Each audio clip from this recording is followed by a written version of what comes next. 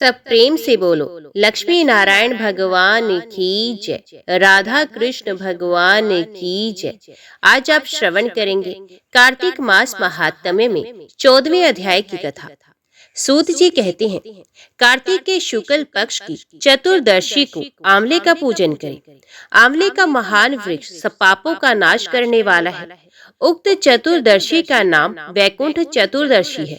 उस दिन आंवले की छाया में जाकर मनुष्य राधा सहित देवेश्वर श्री हरि का पूजन करे। तदंतर आंवले की 108 प्रदक्षिणा करे। फिर साष्टांग प्रणाम करके परमेश्वर श्याम सुंदर श्री कृष्ण की प्रार्थना करे। आंवले की छाया में बैठकर इस कथा को सुने। फिर ब्राह्मणों को भोजन कराएं और यथाशक्ति दक्षिणा दें। ब्राह्मणों के संतुष्ट होने पर मोक्षदायक श्री हरि भी प्रसन्न होते हैं। पूर्व काल में जब सारा जगत एकार्णव के जल में निमग्न हो गया था, समस्त चराचर प्राणी नष्ट हो गए थे, उस समय देवादिदेव सनातन परमात्मा ब्रह्मा जी अविनाशी परब्रह्म का जप करने लगे थे। ब्रह्म का जप करते करते उनके आगे श्वास निकला। साथ ही भगवत दर्शन के अनुरागवश उनके नेत्रों से जल निकल आया। प्रेम के आंसुओं से परिपूर्ण वे जल की बूंद पृथ्वी पर गिर पड़ी। उसी से आंवले का महान वृक्ष उत्पन्न हुआ, जिसमें बहुत सी शाखाएं और उपशाखाएं निकली थी। वे फलों के भार से लदा हुआ था। सब वृक्षों में सबसे पहले आंवला ही प्रकट हुआ, इसलिए उसे आदि रोह कहा गया। ब्रह्मा ने पहले आंवले को उत्पन्न किया, उसके बाद समस्त प्रजा की सृष्टि की। जब देवता आदि की भी सृष्टि हो गई, तब वे उस स्थान पर आए जहाँ भगवान विष्णु को प्रिय लगने वाला आंवले का वृक्ष था। उसे देखकर देवताओं को बड़ा आश्चर्य हुआ। उसी समय आकाशवाणी हुई, ये आंवले का वृक्ष सब वृक्षों से श्रेष्ठ है, क्योंकि ये भगवान विष्णु को प्रिय है। इसके स्मरण मात्र से मनुष्य गोदान का फल प्राप्त करता है। इसके दर्शन से 2 गुना और फल खाने से 3 गुना पुण्य होता है। इसलिए सर्वथा प्रयत्न करके आंवले के वृक्ष का सेवन करना चाहिए, क्योंकि वे भगवान विष्णु को परम प्रिय एवं सब पापों का नाश करने वाला है। अतः समस्त कामनाओं की सिद्धि के लिए आंवले के वृक्ष का पूजन करना उचित है। जो मनुष्य कार्तिक में आंवले के वन में भगवान श्री हरि की पूजा तथा आंवले की छाया में भोजन करता है, उसका पाप नष्ट हो जाता है। आंवले की छाया में वे जो भी पुण्य करता है, वे कोटि गुना हो जाता है। प्राचीन काल की बात है, कावेरी के उत्तर तट पर देव शर्मा नाम से विख्यात एक श्रेष्ठ ब्राह्मण था, जो वेद वेदांगों के पारंगत विद्वान थे। उनके एक पुत्र हुआ, जो बड़ा दुराचारी निकला। पिता ने उसे हित की बात बताते हुए कहा, बेटा, इस समय कार्तिक का महीना है, जो भगवान विष्णु को बहुत ही प्रिय है। तुम इसमें स्नान, दान, व्रत और नियमों का पालन करो। तुलसी के फूल सहित भगवान विष्णु की पूजा करो। भगवान के लिए दीपदान, नमस्कार तथा प्रदक्षिणा करो। पिता की ये बात सुनकर वे दुष्टात्मा पुत्र क्रोध से जल उठा। उसके ओष्ठ फड़कने लगे और उसने पिता की निंदा करते हुए कहा, तात, मैं कार्तिक में पुण्य संग्रह नहीं करूंगा। पुत्र का ये उदंडतापूर्ण वचन सुनकर देव शर्मा ने क्रोधपूर्वक कहा, ओ दुर्बुद्धि, तू वृक्ष के खोखले में चूहा हो जा। इस शाप के भय से डरे हुए पुत्र ने पिता को नमस्कार करके पूछा, पूज्यवर, उस घृणित योनि से मेरी मुक्ति कैसे होगी, ये बताइए। इस प्रकार पुत्र के द्वारा प्रसन्न किए जाने पर ब्राह्मण ने शाप निवृत्ति का कारण बताया। जब तुम भगवान को प्रिय लगने वाले कार्तिक व्रत का पवित्र महात्म्य सुनोगे, उस समय उस कथा के श्रवण मात्र से तुम्हारी मुक्ति हो जाएगी। पिता के ऐसा कहने पर वे उसी क्षण चूहा हो गया और कई वर्षों तक सघन वन में निवास करता रहा। एक दिन कार्तिक मास में विश्वामित्र जी अपने शिष्यों के साथ उधर आ निकले तथा नदी में स्नान करके भगवान की पूजा करने के पश्चात आंवले की छाया में बैठ गए। वहां बैठकर वे अपने शिष्यों को कार्तिक मास का महात्म्य सुनाने लगे। उसी समय कोई दुराचारी व्याध शिकार खेलता हुआ वहां आया। वे प्राणियों की हत्या करने वाला तो था ही, ऋषियों को देखकर उन्हें भी मार डालने की इच्छा करने लगा। परंतु उन महात्माओं के दर्शन से उसके भीतर सुबुद्धि जाग उठी। उसने ब्राह्मणों को नमस्कार करके कहा, आप लोग यहाँ क्या करते हैं? उसके ऐसा पूछने पर विश्वामित्र जी बोले, कार्तिक मास सब महीनों में श्रेष्ठ बताया जाता है। उसमें जो क्रम किया जाता है वे बरगद के बीज की भांति बढ़ता रहता है। जो कार्तिक मास में स्नान, दान और पूजन करके ब्राह्मण भोजन कराता है, उसका वे पुण्य अक्षय फल देने वाला है। व्याध की प्रेरणा से विश्वामित्र जी के कहे हुए इस धर्म को सुनकर वे शाप भ्रष्ट ब्राह्मण कुमार चूहे का शरीर छोड़कर तत्काल दिव्य देह से युक्त हो गया और विश्वामित्र को प्रणाम करके अपना वृत्तांत निवेदन करके ऋषि की आज्ञा ले विमान पर बैठकर स्वर्ग को चला गया। इससे विश्वामित्र और व्याध दोनों को बड़ा विस्मय हुआ। व्याध भी कार्तिक व्रत का पालन करके भगवान विष्णु के धाम में गया, इसलिए कार्तिक में सब प्रकार से प्रयत्न करके आंवले की छाया में बैठकर भगवान श्री कृष्ण के सम्मुख कथा श्रवण करें।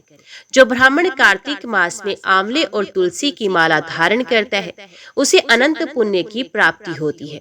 जो मनुष्य आंवले की छाया में बैठकर दीपमाला समर्पित करता है उसको अनंत पुण्य प्राप्त होता है। विशेषतः तुलसी वृक्ष के नीचे श्री राधा और श्याम सुंदर भगवान श्री कृष्ण की पूजा करनी चाहिए। तुलसी के अभाव में ये शुभ पूजा आंवले के नीचे करनी चाहिए। जो आंवले की छाया के नीचे कार्तिक में ब्राह्मण दंपत्ति को एक बार भी भोजन देकर स्वयं भी भोजन करता है वे अन्न दोष से मुक्त हो जाता है। लक्ष्मी प्राप्ति की इच्छा रखने वाला मनुष्य सदा आंवले में स्नान करे। विशेषत एकादशी को आंवले से स्नान करने पर भगवान विष्णु संतुष्ट होते हैं। नवमी, अमावस्या, सप्तमी, संक्रांति दिन, रविवार, चंद्र ग्रहण तथा सूर्य ग्रहण, इन दिनों में आंवले से स्नान नहीं करना चाहिए। जो मनुष्य आंवले की छाया में बैठकर पिंडदान करता है उसके पितृ भगवान विष्णु के प्रसाद से मोक्ष को प्राप्त होते हैं। तीर्थ या घर में जहाँ जहाँ मनुष्य आंवले से स्नान करता है वहाँ वहाँ भगवान विष्णु स्थित होते हैं। जिसके शरीर की हड्डियां आंवले के स्नान से धोई जाती है वे फिर गर्भ में वास नहीं करता। जिनके सर के बाल आंवला मिश्रित जल से रंगे जाते हैं वे मनुष्य कलयुग के दोषों का नाश करके भगवान विष्णु को प्राप्त होते हैं। जिस घर में सदा आंवला रखा रहता है वहाँ भूत, प्रेत, कुष्मांड और राक्षस नहीं जाते। जो कार्तिक में आंवले की छाया में बैठकर भोजन करता है उसके 1 वर्ष तक अन्न संसर्ग से उत्पन्न हुए पाप का नाश हो जाता है। सूत जी महाराज बोले, आज मैं कार्तिक माह के महात्म्य की जिस कथा को आपको सुना रहा हूँ उसे ज्ञान प्राप्त करके मनुष्य अपने जीवन को सुखी बना लेता है। पाप कर्म को छोड़कर वे वैकुंठ को गमन करने का अधिकारी होता है। श्री सूत जी बोले, हे ऋषियों, श्री कृष्ण जी के पास से महर्षि नारद जी आज्ञा लेकर चले गए तो सत्यभामा जी आनंदित होती हुई बोली, हे नाथ, मेरा जीवन सफल है। मैं आप जैसे विश्व वंदित पति को प्राप्त करके कृतार्थ हुई। मेरे माता पिता धन्य हैं जिन्होंने मुझे जन्म दिया। जो आपको 16,000 रानियों में आपकी अत्यंत प्यारी हूँ। मैंने कल्प वृक्ष आदि पुष्प आपके साथ नारद जी को विधि पूर्वक दान में दिया था, परंतु वही कल्प वृक्ष आज मेरे गृह में सदा लहराया करता है। इस बात को मृत्यु लोक में कोई भी स्त्री नहीं जानती।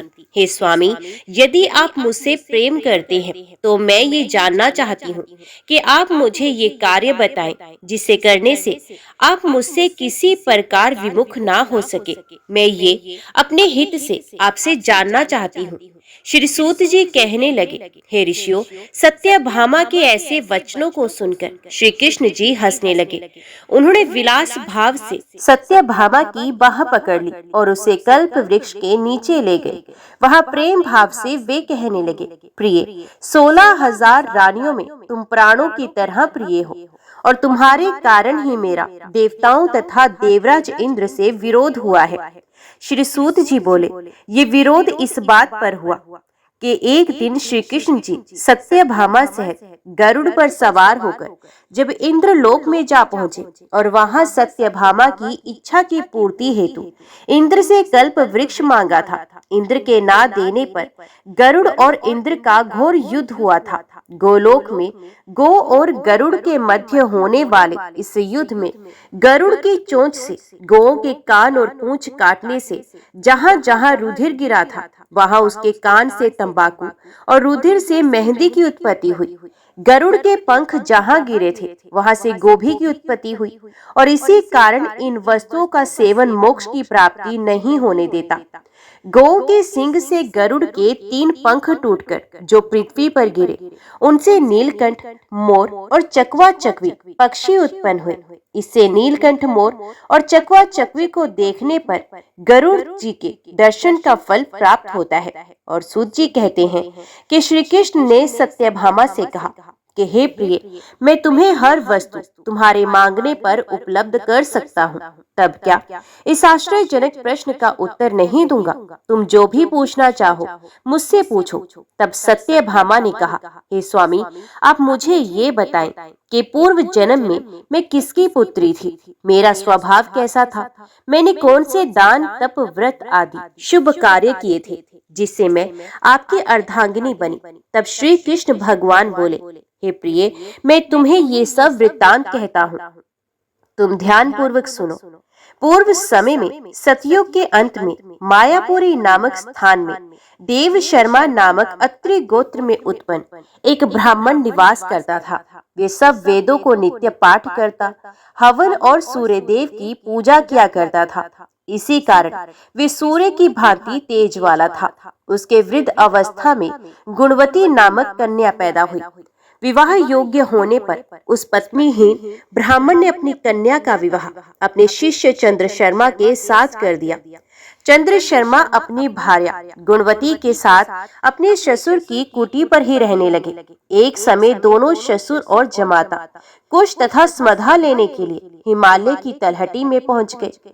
वहां उन्होंने अपने सामने एक भयानक राक्षस को पाया तो भय से उनके शरीर शिथिल हो गए। उनमें वहां से भागने की भी शक्ति नहीं रही। उस काल रूपी राक्षस ने उन दोनों को मार डाला। धर्मात्मा होने के कारण तथा सूर्य पूजक होने से दोनों को मेरे पार्षद वैकुंठ लोक में ले गए। क्योंकि शिव, गणेश, सूर्य देव और विष्णु की उपासना पूजा करने वाले सभी धर्मात्मा व्यक्ति स्वर्ग की प्राप्ति करते हैं। मैं अलग होता हुआ भी काल और कर्मों के भेद से पांचों रूपों में व्याप्त हूँ। वे दोनों तेजस्वी मेरे रूप को धारण करके विमान पर चढ़कर मेरे लोक में गए। वहां रहकर दिव्य भोगों को भोगने लगे। सूर्य कहने लगे, श्री कृष्ण भगवान ने आगे का हाल सुनाते हुए कहा कि अपने पिता और पति की मृत्यु का हाल सुनकर गुणवती अत्यंत दुखी हुई और रुदन करने लगी, हे स्वामी, हे पिता, आप लोग मुझे किसके सहारे छोड़कर चले गए? मैं निराश्रय हो गई। मेरे वस्त्र, मेरे खाने पीने का प्रबंध अब कैसे होगा? ये सब कौन करेगा? मेरे पास तो कुछ भी नहीं है। मैं किसकी शरण में जाऊंगी? वैधव्य का ये कोप मेरे ऊपर किस प्रकार हुआ? अब मैं कहाँ जाऊं, कहाँ बैठूं और क्या करूं? श्री कृष्ण बोले, इस प्रकार विलाप करती हुई केले के पत्ते की भांति कांपती हुई वे अंत में धरती पर गिर पड़ी। कुछ समय बाद जब वे सावधान हुई तो उठकर पुनः विलाप करने लगी। कुछ समय वे शोक सागर में ही डूबी रही। इसके बाद उसने घर की वस्तुओं को बेचकर द्रव्य एकत्रित किया और तब अपने पिता और पति की पारलौकिक क्रियाएं संपन्न करके वे अपनी इंद्रियों को वश में रखे हुए शुद्ध सात्विक जीवन उसी नगरी में रहकर बिताने लगी। वे अपने जीवन पर्यंत सभी एकादशी और कार्तिक मास के व्रत आदि को करती हुई अंत में मोक्ष को प्राप्त हुई। हे प्रिय, कार्तिक मास का व्रत तथा एकादशी के सभी व्रत मुझे अत्यंत प्रिय हैं। कार्तिक मास में तुला राशि पर सूर्य के निकलने पर प्रातःकाल का स्नान बहुत महत्व देता है। ये मुक्ति का दाता है। कार्तिक मास में स्नान आदि धार्मिक कार्यों से पुत्र आदि संपत्ति की प्राप्ति होती है और भगवान श्री विष्णु जी के मंदिर की सफाई धुलाई, विष्णु जी की सेवा, पूजा, कथा और कीर्तन करना सुख, संपत्ति तथा ऐश्वर्य प्रदान करता है। यदि मन से कोई भी व्यक्ति कम से कम 3 दिन भी प्रति वर्ष इन पुण्य कृत्यों को करता हुआ पूरे मास व्रत करता है तो उसे जीवन में सुख शांति मिलती है। गुणवती हर वर्ष कार्तिक मास का व्रत और विष्णु जी का नित्य पूजन करती रहती थी। एक समय वृद्ध अवस्था होने पर, दुर्बल होते हुए और ज्वर से पीड़ित रहने पर भी वे कार्तिक मास में गंगा स्नान को गई। वे जो ही पानी में उतरी तो अत्यंत शीत से ठिठुर गई, थर थर कांपती हुई जल में गिर गई। उसी समय गुणवती ने आकाश से विमान उतरता हुआ देखा, जिस पर गरुड़ की ध्वजा लगी थी। उस विमान में बैठकर वे मेरे समक्ष आई। जब कंस आदि असुरों के संहार के लिए ब्रह्मा आदि देवताओं की स्तुति करने पर मैंने इस लोक में अवतरण किया, तो मेरे साथ तुम भी आई। यथा समय मेरे गणों ने भी यहाँ दानवों के रूप में जन्म लिया है। प्रिय, इस जन्म में देव शर्मा तुम्हारे पिता सत्यजित थे तथा तुम्हारा वही पति इस जन्म में अक्रूर है। हे शुभे, तुम वही गुणवती हो जो जितेंद्र रहकर तथा कार्तिक का स्नान और व्रत करके उचित पालन से मुझको प्राप्त करती हो। तुमने जो कभी मेरे मंदिर में तुलसी जी का एक पौधा लगाया था, वही पौधा अब कल्प वृक्ष के रूप में है। तुमने कार्तिक मास में जो दीप दान किए थे और मेरी सेवा और पूजा संयम नियम के साथ की, उसी से तुम में तुम्हारे गृह में लक्ष्मी का निवास है। तुमने संपूर्ण व्रत आदि पति स्वरूप भगवान के अर्पण किए, उसी फल की प्राप्ति से तुम मेरी भार्या बन सकी। इन्हीं के कारण तुम्हें किसी भी कारण मेरा वियोग नहीं मिलेगा। हे प्रिय, यज्ञ दान तप आदि करने वाले मनुष्य को तो कार्तिक मास के व्रत और स्नान से प्राप्त होने वाले फल का 1/2 भाग भी प्राप्त नहीं होता। श्री सूत जी कहने लगे, हे ऋषियों, अपने पूर्व जन्म का ये वर्णन सुनकर सत्यभामा जी अत्यंत प्रसन्न हुई और भगवान श्री कृष्ण को नमस्कार करके कहने लगी, जय श्री राधे कृष्ण। अभी श्रवण कीजिए श्रीमद् भागवत गीता के पहले अध्याय का महात्म्य। श्री पार्वती जी ने कहा, हे भगवान, आप सब तत्वों के ज्ञाता हैं। आपकी कृपा से मुझे श्री विष्णु संबंधी नाना प्रकार के धर्म सुनने को मिले, जो समस्त लोक का उद्धार करने वाले हैं। हे देवेश, अब मैं गीता का महात्म्य सुनना चाहती हूँ, जिसका श्रवण करने से श्री हरि में भक्ति बढ़ती है। श्री महादेव जी बोले, जिनका श्री विग्रह अलसी के फूल की भांति श्याम वर्ण का है, पक्षीराज गरुड़ ही जिनके वाहन है, जो अपनी महिमा से कभी च्युत नहीं होते तथा शेषनाग की शैया पर शयन करते हैं, उन भगवान महाविष्णु की हम उपासना करते हैं। एक समय की बात है, मुर्दैत्य के नाशक भगवान विष्णु शेषनाग के रमणीय आसन पर सुखपूर्वक विराजमान थे। उस समय समस्त लोगों को आनंद देने वाली भगवती लक्ष्मी ने आदर पूर्वक प्रश्न किया। श्री लक्ष्मी जी ने पूछा, हे भगवान, आप संपूर्ण जगत का पालन करते हुए भी अपने ऐश्वर्य के प्रति उदासीन से होकर जो इस क्षीर सागर में नींद ले रहे हैं, इसका क्या कारण है? श्री भगवान बोले, हे सुमुखी, मैं नींद नहीं लेता हूँ, अपितु तत्व का अनुसरण करने वाली अंतर्दृष्टि के द्वारा अपने ही माहेश्वर तेज का साक्षात्कार कर रहा हूँ। देवी, ये वही तेज है जिसका योगी पुरुष कुशाग्र बुद्धि के द्वारा अपने अंतकरण में दर्शन करते हैं तथा जिसे मीमांसक विद्वान वेदों का सार तत्व निश्चित करते हैं। वे माहेश्वर तेज एक अजर प्रकाश स्वरूप आत्म रूप रोग शोक से रहित अखंड आनंद का पुंज निर्हित तथा द्वैत रहित है। इस जगत का जीवन उसी के अधीन है, मैं उसी का अनुभव करता हूँ। देवेश्वरी, यही कारण है कि मैं तुम्हें नींद लेता हुआ सब प्रतीत हो रहा हूँ। श्री लक्ष्मी जी ने कहा, ऋषिकेश, आप ही योगी पुरुषों के ध्येय हैं। आपके अतिरिक्त भी कोई ध्यान करने योग्य तत्व है, ये जानकर मुझे बड़ा कौतूहल हो रहा है। इस चराचर जगत की सृष्टि और संहार करने वाले स्वयं आप ही हैं। आप सर्व समर्थ हैं। इस प्रकार की स्थिति में होकर भी यदि आप उस परम तत्व से भिन्न हैं, तो मुझे उसका बोध कराइए।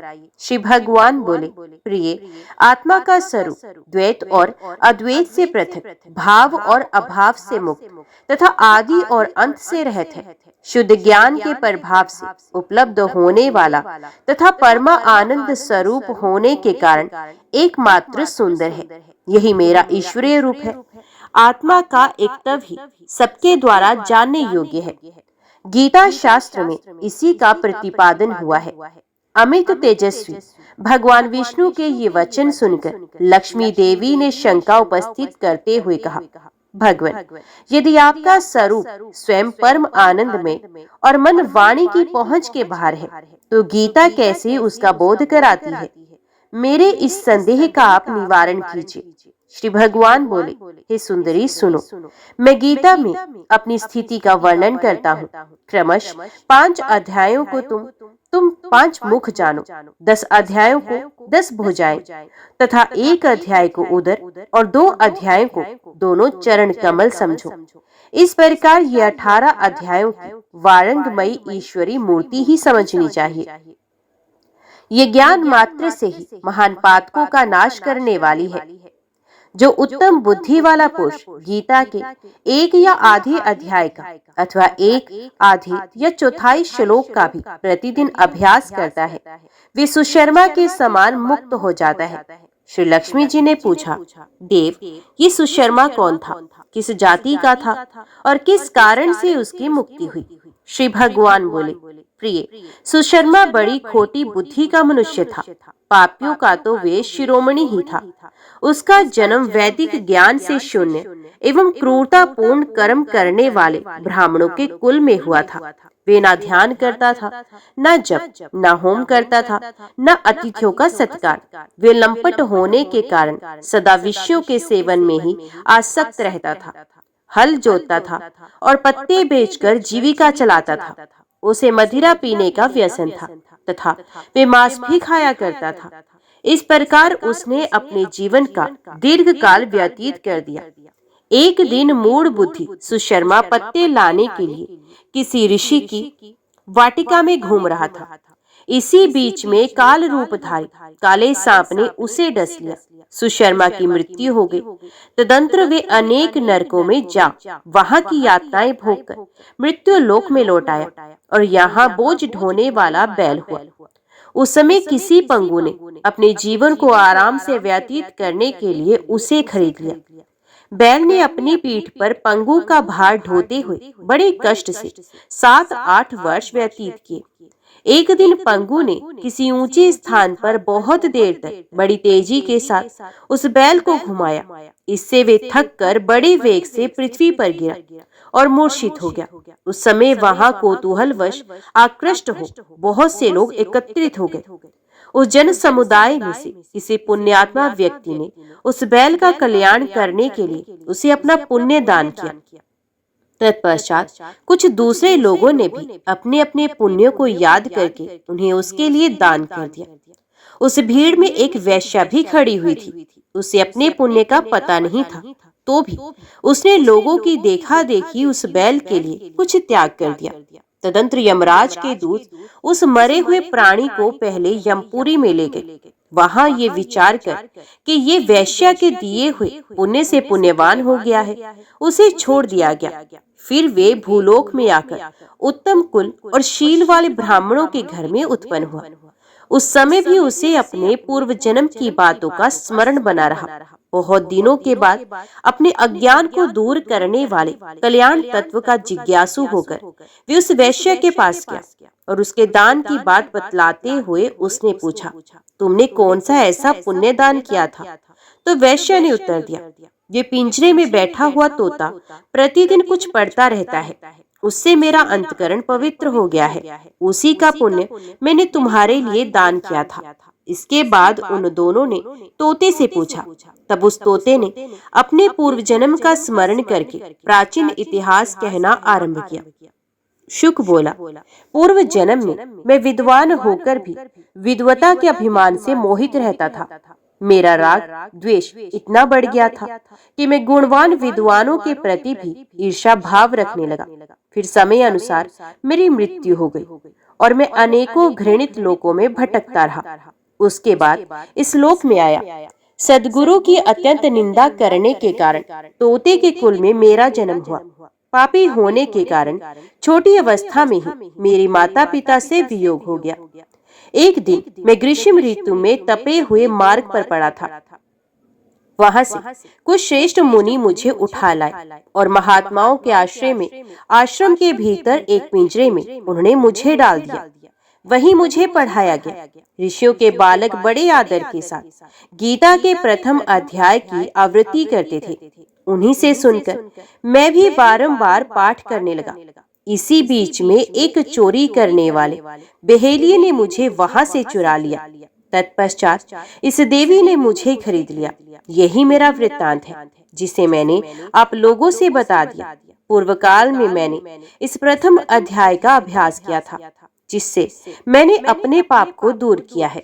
फिर उसी से इस वेश्या का भी अंतकरण शुद्ध हुआ है, और उसी के पुण्य से ये द्विज श्रेष्ठ सुशर्मा भी पाप मुक्त हुए हैं। इस प्रकार परस्पर वार्तालाप और गीता के प्रथम अध्याय के महात्म्य की प्रशंसा करके वे तीनों निरंतर अपने अपने घर पर गीता का अभ्यास करने लगे। फिर ज्ञान प्राप्त करके वे मुक्त हो गए। इसलिए जो गीता के प्रथम अध्याय को पढ़ता, सुनता तथा अभ्यास करता है, उसे इस भवसागर को पार करने में कोई कठिनाई नहीं होती। नारद जी ने महादेव जी से पूछा, हे भगवान, गुणों में श्रेष्ठ ब्राह्मणों को देने की इच्छा रखने वाला मनुष्य इस लोक में किन किन वस्तुओं का दान करे, ये सब बताइए। महादेव जी बोले, देव ऋषि सुनो, लोक में तत्व को जानकर सज्जन पुरुष अन्नदान की ही प्रशंसा करते हैं, क्योंकि सब कुछ अन्न में ही प्रतिष्ठित होता है। अतएव साधु महात्मा विशेष रूप से अन्न का ही दान करते हैं। अन्न के समान कोई दान ना हुआ है ना होगा। ये चराचर जगत अन्न के ही आधार पर टिका हुआ है। लोक में अन्न ही बलवर्धक है, अन्न में ही प्राणों की स्थिति है। कल्याण की इच्छा रखने वाले पुरुष को उचित है कि वे अपने कुटुंब को कष्ट देकर भी अन्न की भिक्षा मांगने वाले महात्मा ब्राह्मण को अवश्य दान दे। नारद, जो याचना करने वाले पीड़ित ब्राह्मण को अन्न दे, वही विद्वानों में श्रेष्ठ है। ये दान आत्मा के पारलौकिक सुख का साधन है। रास्ते का थका मांदा गृहस्थ ब्राह्मण यदि भोजन के समय घर पर आकर उपस्थित हो जाए, तो कल्याण की इच्छा रखने वाले पुरुष को अवश्य उसे अन्न देना चाहिए। अन्नदाता इहलोक और परलोक में भी सुख उठाता है। थके मांदे अपरिचित राहगीर को जो बिना कलेश के अन्न देता है, वे सब धर्मों का फल प्राप्त करता है। अतिथि की ना तो निंदा करे, ना उसे द्रोह ही रखे, उसे अन्न अर्पण करे। उस दान की विशेष प्रशंसा है। महामुने, जो मनुष्य अन्न से देवताओं, पितरों, ब्राह्मणों तथा अतिथियों को तृप्त करता है, उसे अक्षय पुण्य की प्राप्ति होती है। महान पाप करके भी जो याचक को, विशेषत ब्राह्मण को अन्न दान करता है, वे पाप से मुक्त हो जाता है। ब्राह्मण को दिया हुआ दान अक्षय होता है। शूद्र को भी किया हुआ अन्नदान महान फल देने वाला होता है। अन्न दान करते समय याचक से ये ना पूछें कि वे किस गोत्र और किस शाखा का है तथा उसने कितना अध्ययन किया है। अन्न का अभिलाषी कोई भी क्यों ना हो, उसे दिया हुआ अन्नदान महान फल देने वाला होता है। अतः मनुष्य को इस पृथ्वी पर विशेष रूप से अन्न का दान करना चाहिए। जल का दान भी श्रेष्ठ है। वे सदा सब दानों में उत्तम है। इसलिए बावली, कुआं और पोखरा बनवाना चाहिए, जिसके खोदे हुए जलाशय में गो, ब्राह्मण और साधु पुरुष सदा पानी पीते हैं। ये अपने कुल को तार देता है। नारद, जिसके पोखरे में गर्मी के समय तक पानी ठहरता है, वे कभी दुर्गम एवं विषम संकट का सामना नहीं करता। पोखरा बनवाने वाला पुरुष तीनों लोकों में सर्वत्र सम्मानित होता है। मनीषी पुरुष धर्म, अर्थ और काम का यही फल बताते हैं कि देश में खेत के भीतर उत्तम पोखरा बनवाया जाए, जो प्राणियों के लिए महान आश्रय हो। देवता, मनुष्य, गंधर्व, पितृ, नाग, राक्षस तथा स्थावर प्राणी भी जलाशय का आश्रय लेते हैं। जिसके पोखरे में केवल वर्षा ऋतु में ही जल रहता है, उसे अग्निहोत्र का फल मिलता है। जिसके तालाब में हेमंत और शिशिर काल तक जल ठहरता है, उसे सहस्र गोदान का फल मिलता है। यदि वसंत तथा ग्रीष्म ऋतु तक पानी रुकता हो, तो मनीषी पुरुष अतिरात्र और अश्वमेध यज्ञों का फल बताते हैं। अब वृक्ष लगाने के जो लाभ है, उनका वर्णन सुनो। महामुने, वृक्ष लगाने वाला पुरुष अपने भूतकालीन पितरों तथा होने वाले वंशजों का भी उद्धार कर देता है। इसलिए वृक्षों को अवश्य लगाना चाहिए। वे पुरुष परलोक में जाने पर वहां अक्षय लोकों को प्राप्त करता है। वृक्ष अपने फूलों से देवताओं का, पत्तों से पितरों का तथा छाया से समस्त अतिथियों का पूजन करते हैं। किन्नर, यक्ष, राक्षस, देवता, गंधर्व, मानव तथा ऋषि भी वृक्षों का आश्रय लेते हैं। वृक्ष फूल और फलों से युक्त होकर इस लोक में मनुष्यों को तृप्त करते हैं।